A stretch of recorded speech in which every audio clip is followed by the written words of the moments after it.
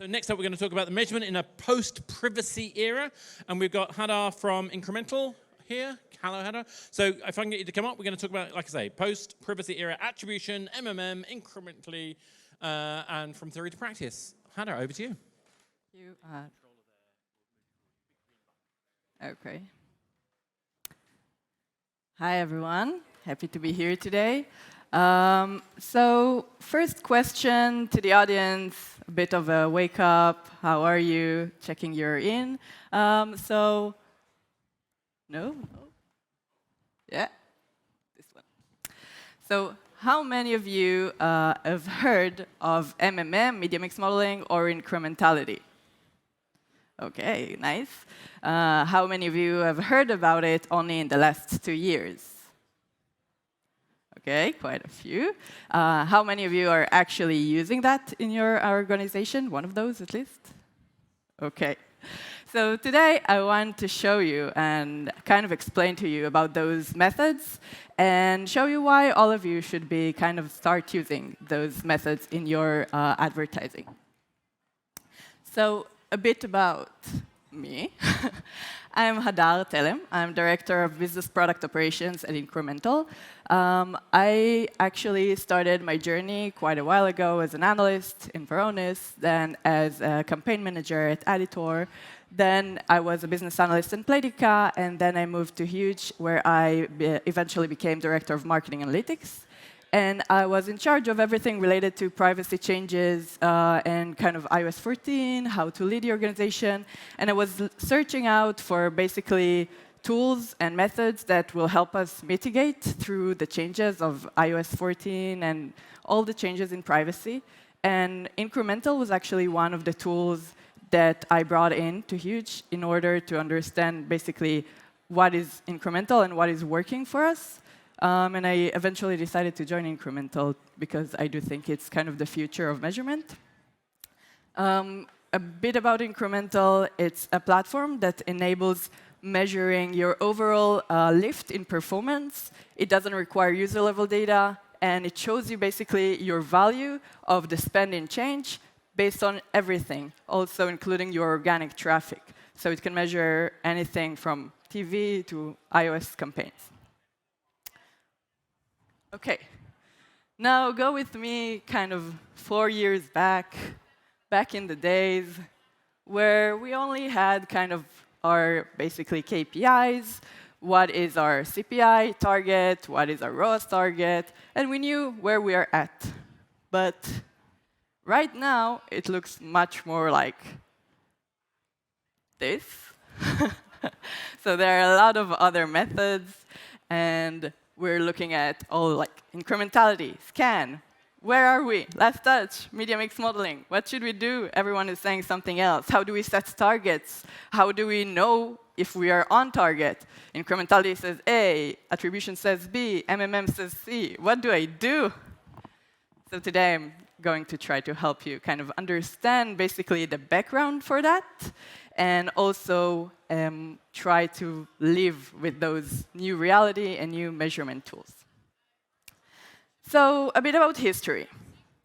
Incrementality actually started in the 1950s. It was kind of the first performance marketing tool. At that time, it was done by actually checking any impact on your performance by turning spend on and off. So you have no spend, no advertising, and then you increase it, you see a lift, you decrease it, you see a downlift, you increase it. So all of these increases are the incrementality. And this was the method that was used for many years in order to kind of check performance on an aggregated level. It wasn't detailed as we can do today. Then MMM, or wait, 1960s, also Beatlemania. But also MMM started. So this was basically a method that helped make strategic goals. While incrementality helped to make decision-making in the day-to-day, MMM was more kind of trying to make bigger scenario planning and understanding what should we do in a quarterly point of view and plan ahead for the 5 years, 10 years. At the time, you could do that because everything was kind of more simple. So we imagine it was something like that, but in reality, it was 1960s, so it was more something like that. Then the years of 2000, user-level data. I guess most of us started working in the industry in this time, those good old days. So everything was trackable, or more to say, everyone was trackable. We could have the information about basically everything our users are doing, and how we got it was based on their device data. So device data, IDFA, ID for advertiser on iOS, GAD on Android. The method that used us the most is how we call attribution, is usually based on less touch or less click. It's the same thing. It's basically connecting between clicks that we have from the user ID and from the publishers, and from the information about app opens that we have on users who actually installed your app. So whoever is doing that is usually the MMPs, the mobile media partner, like AppsFlyer, Just, Singular. And they are kind of the barrier saying, OK, we know that this credit goes to ironSource because the user clicked on ironSource ad last before he installed. OK, good. So now, these days, we're kind of in the years of mix and match. We need to work with all those tools. So if I need to look at the timeline once again, we have incrementality and MMM that used until the years of 2000. Then everyone stopped working with that because we actually didn't need it. We could measure everything, and then we don't need to have strategic planning. If we can aggregate everything, go to the most granular, and up again. And these days, it's coming back. Also, we got here because we had several privacy changes. So when I started in the mobile marketing industry, it was 2016.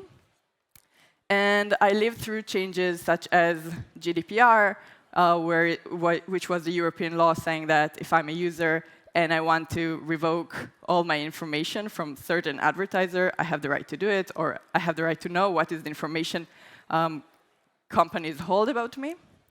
And there was the UDID deprecation before my time, and there was the Apple limited ad tracking, basically saying if I have an IDFA on iOS, I can go to my settings and remove the information or remove the ID. So that time, you had to go and change it yourself. I think the most interesting thing here is basically iOS 14, ATT. Everyone's talking about it. You know what it is. But at the time, nobody knew what IDFA is until it was announced in 2020. And then this is a Google trend. Check for IDFA. Everyone started to wonder what the fuck is IDFA. So that was just the year they announced it, and everyone were like losing it, saying, what should we do? How do we go from here? No IDFA, no marketing, what do we do? And then it was only enrolled a year later. It was gradually, so at the beginning, I think that advertisers were like, OK, nothing really changed, let's continue. But eventually, IDFA has been deprecated, and scan is more in use, probabilistic matching is more in use, and now there is more room also for kind of hacking probabilistic matching. So the landscape has changed. In 2022, Google announced also Sandbox, their solution that hasn't started yet, should be Q4 of next year.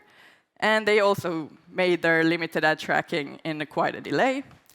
And this year, Apple announced Privacy Manifests, which is, in short, their way to say if you are an advertiser and you are using an SDK that has fingerprinting in it, for example, if you have an ad partner or an MMP that is doing fingerprinting, you are now accountable of reporting which SDK is doing that. So you can see the pattern. You can see the privacy changes also from what Bozo said in the previous lectures. It's all over the place. User-level data is going away. We can still have it in some cases, but it's much, much more limited. Also, targeting has also changed.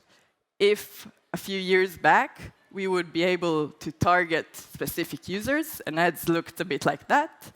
Now, now ads look more like that. We're going back from knowing who our users are and what do they like to targeting more broader campaigns. So here is another Google Trends. You can see that the search for TV marketing and brand marketing is also on the rise since all of these privacy changes, because now you have less ways to know who are your users, and you need to approach broader audiences. So we know the history. Now, let's talk about what evolved. Basically, incrementality, at least of how we work with that in Incremental, is a way to check all your changes in spend, like budget increase, budget decrease, bid change, and see what this budget change has made on your overall traffic, including your organic traffic. So if you increased your spend in 10K, what this 10K brought you that you would not have gained hadn't you have made this change. So it is giving you the information about your recent change. And it is working on a level with a prediction model that is saying you the added value that you would not have gained, that is above the prediction line. This is your incrementality. And since the model is working in kind of a simplistic way, in terms of the input it gets and the output it provides, it doesn't matter if it's an iOS campaign or if it's basically a TV campaign or anything of this such. Also, MMM, media mix modeling, has also evolved. Now it contains more levels. It can be updated more frequently, like monthly updates, sometimes weekly. It's still much more granular than incrementality. So it's less granular, sorry. So you have like until the media source level, not campaign or ad group. And it has kind of more modern productization.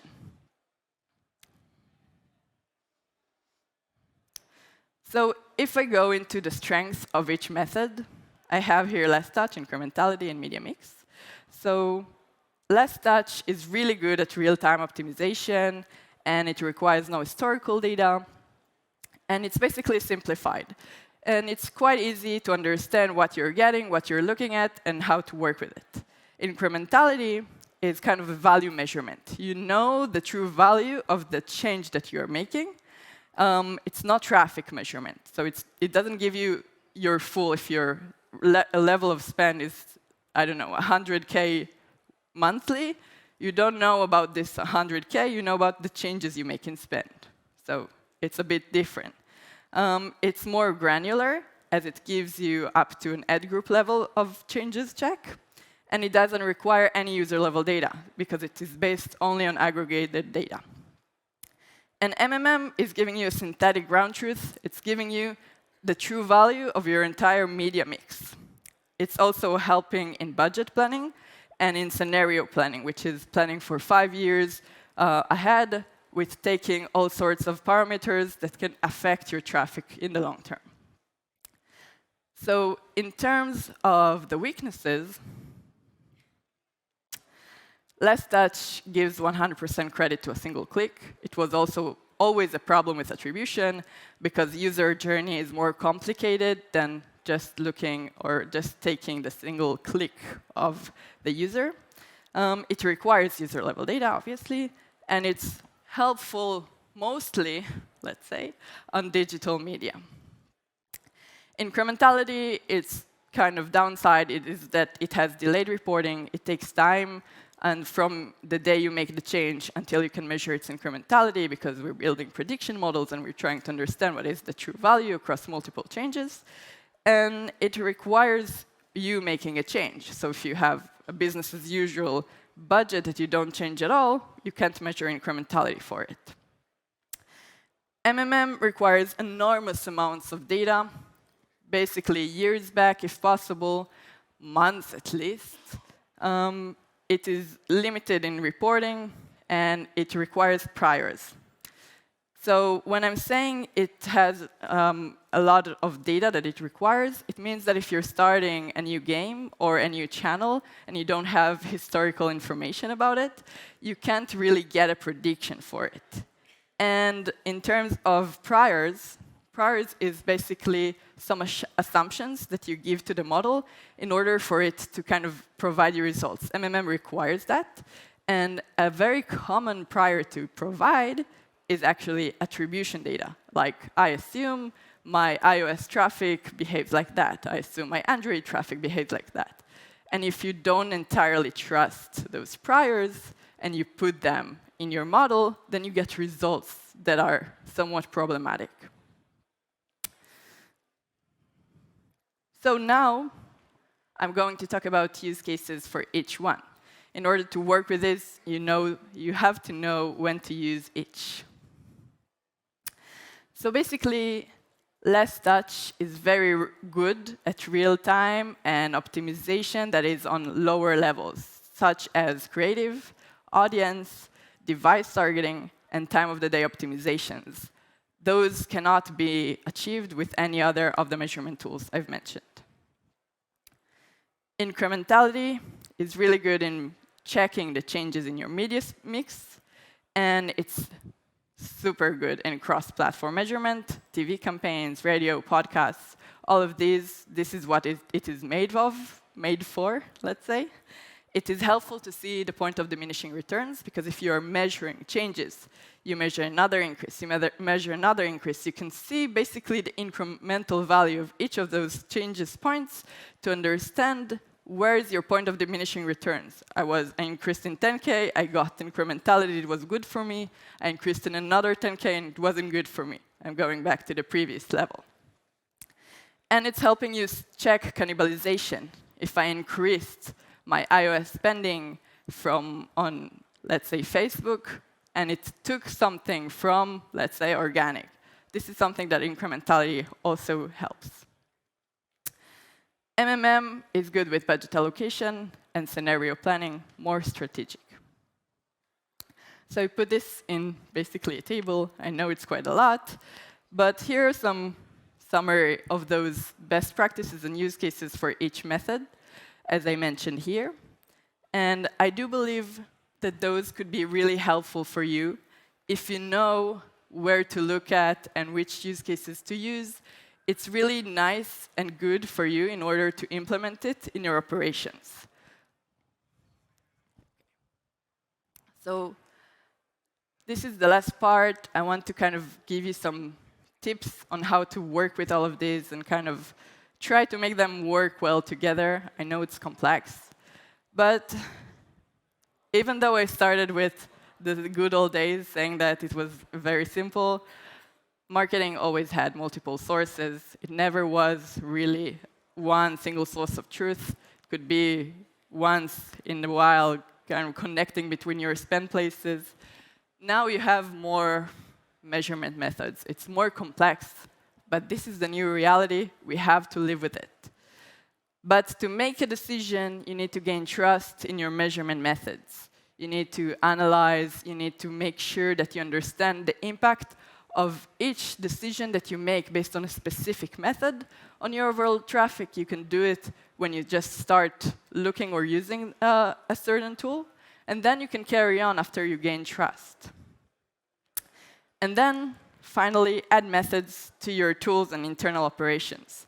Even if you're a small company and you don't have a complex BI systems, it's still important that you know for which cases and which places you need to look at and make sure you incorporate these in your decision-making on a weekly, monthly, or whatever basis that you work on. And here's a tool, like a tip for budget allocation. If I were to use this, so I would use less touch on a daily basis. My day 0, I just started something. I want to know how my performance looks like. If I need to go on a weekly or monthly, I would look on incremental, and I would look on an MMM model to make basically longer plan and longer term plans. The idea is that once we use the right method for the right task, The future is brighter than ever. Thank you. Thank you very much. That's great stuff. So again, it's great to sort of see the level of information gathering that we're doing. And even though we're not able to sort of pinpoint people in the way we once used to be, probably for the best. I think it's a better, healthier climate. One of the things that always strikes me is that I feel like now is the time where we're focusing more on interest, we're focusing more on kind of actually having to have good adverts. Yeah. And brand building. I mean, I'm an old school marketeer. You know, heaven forbid, brand building. Do you agree? Is that kind of the consequence of the fact that we now have to be a bit more kind of smart and intelligent about the way we track data? Yeah, you need to be more intelligent, and you need to know basically who you're targeting, and you know that sometimes you can't get to all of them. You need to kind of approach also broader audiences. I mean, I actually think you genuinely have to care more about your audience as well. It's not just a numbers game anymore, because we're actually dealing with people. And we have to respect them somehow along the way. Sorry, I'm hogging the questions. I know we've got Ekaterina's about to go off. I've got time for one. If anyone wants to ask a quickie, anyone got a quick question they want to ask? Can ask me afterwards. Absolutely, feel free to ask afterwards. And on that note, thank you so much. That was great stuff. Thank you. Thank you. Again.